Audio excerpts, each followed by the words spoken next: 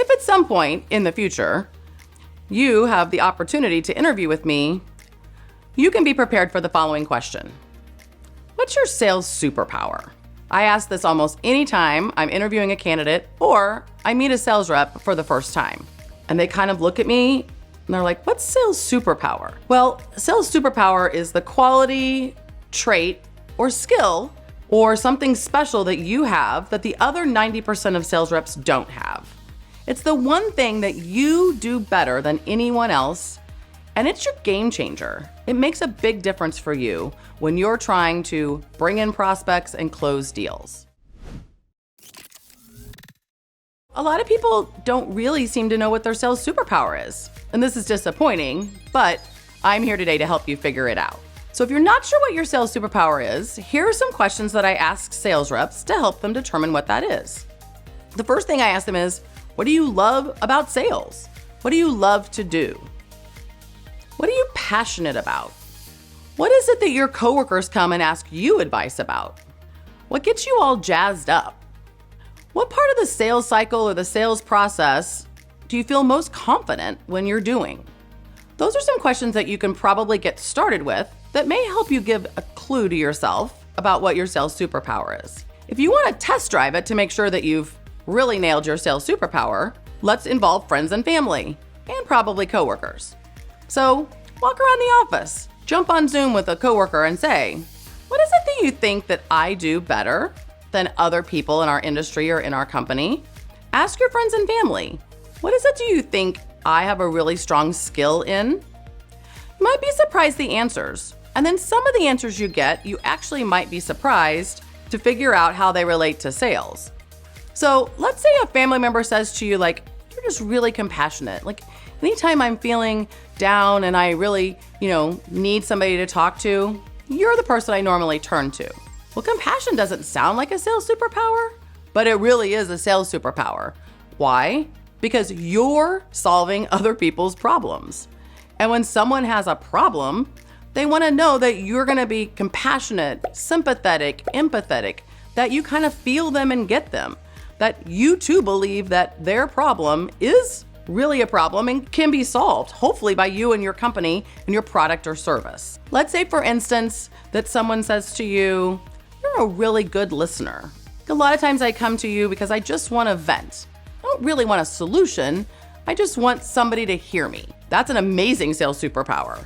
Active listening skills are way underrated, and they're definitely not everybody's superpower. When you're going through the discovery process, being able to active listen and do what I call question on a question, that means asking a follow-up question based on the answer. You can't do that if you're not active listening. That would be an amazing sales superpower. What if somebody were to say to you, I come to you when I need the opposing view? Maybe that sounds like negative and not like a superpower, but I would disagree. I think those of you who have those kind of negotiation skills or ability to see the other side of the coin can be very valuable in a sales setting. Why? Because a lot of times you run across customers and prospects who maybe haven't figured everything out yet.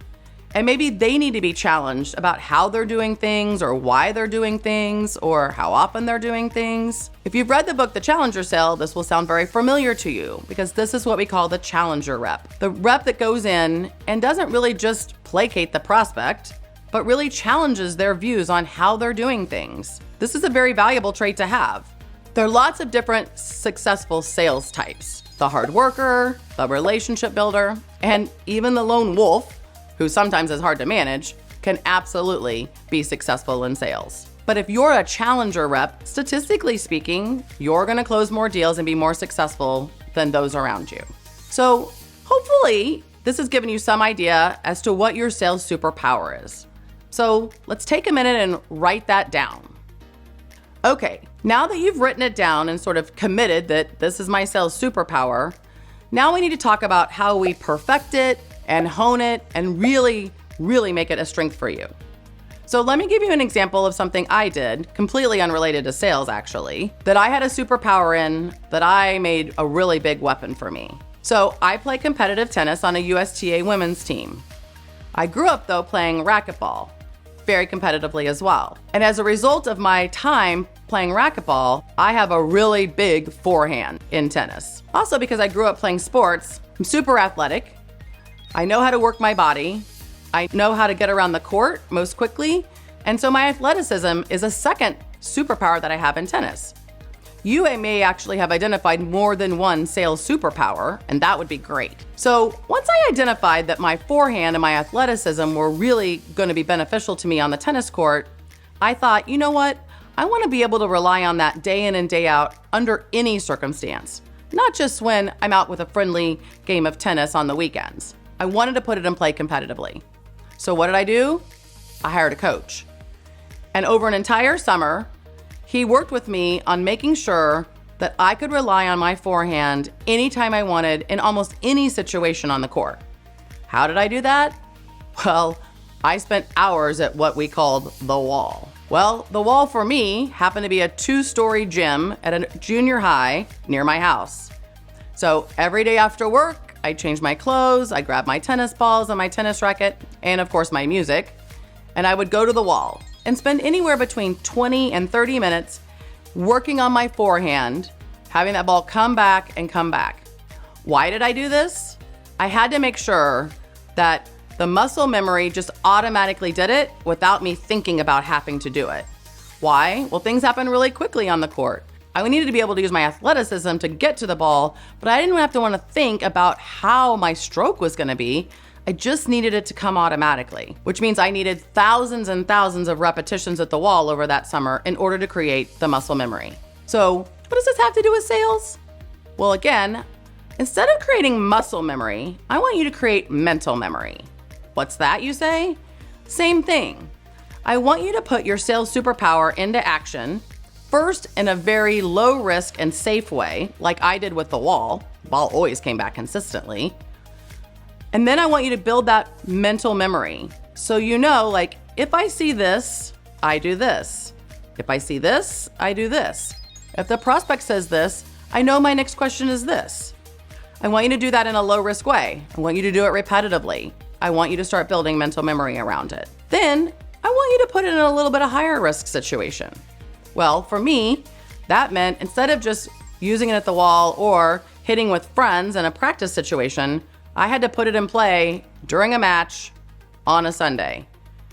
Once I got comfortable doing that, then I was able to be more confident about its reliability and make sure that I continue to increase my risk level. So what does it look like for you?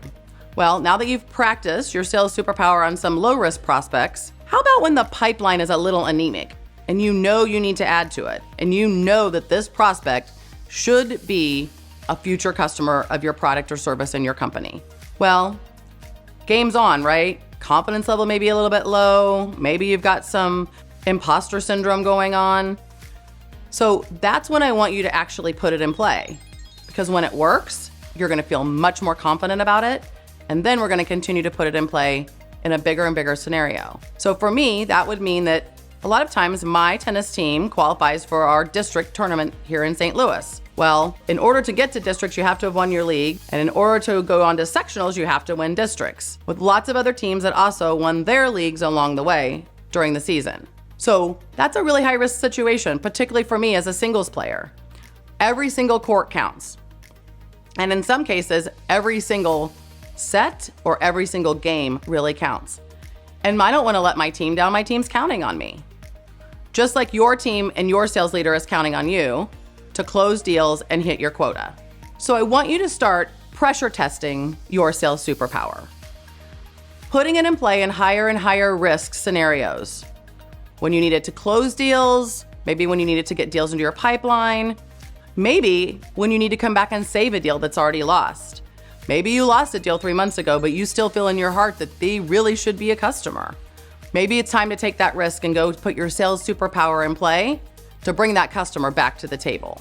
Now, the funniest thing about my forehand and the things that I did in order to develop it, actually I got a BOGO out of it. Thanks to all those years playing racquetball, I not only have a really good forehand, I have a slice forehand. And I learned pretty early on that people pay a lot of money and spend a lot of time trying to develop slice. But you know what's really even more interesting about my slice forehand? Oh, my opponent on the other side of the court does not like to see it coming. I jokingly say there's a support group that meets quarterly for those of you who've come across me and don't really like what they see when I put my slice forehand into play. And really what I learned is it's a BOGO. It's very easily disguised. I can hit my slice this way and it can land at the baseline, or I can do this with my slice and drop the ball right over the net for a winning drop shot. So think about your sales superpower. Can you get a BOGO out of that? Are there other ways that you can take that superpower and put it into play where you can get a double bonus out of it? So hopefully this has been really helpful for you and you have figured out something that maybe you didn't know before we chatted. I'd love to know what your sales superpower is. So drop me a line in the comments below or reach out and connect with me on LinkedIn and share what you learned today and what your sales superpower is. Thanks so much. Until next time.